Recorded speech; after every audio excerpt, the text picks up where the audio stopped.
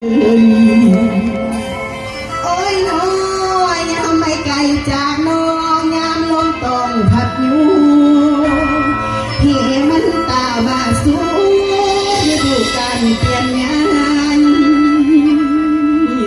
ขึ้นน้ำอายบ่เศร้าอายผู้เก็บไปใจ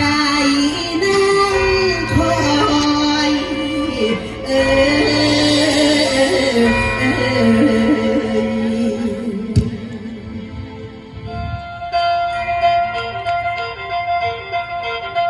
หลานนางเอ๋ยเจ้าผู้งามปานอิ่มแปมแก้มอำทำน้องหอมไก่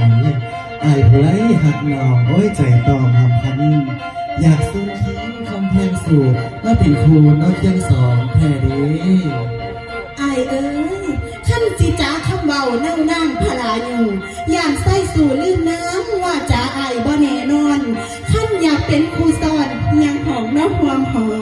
เฝ้าให้แม่มาขอท่านว่าบุญรวมสั่งท่านนอน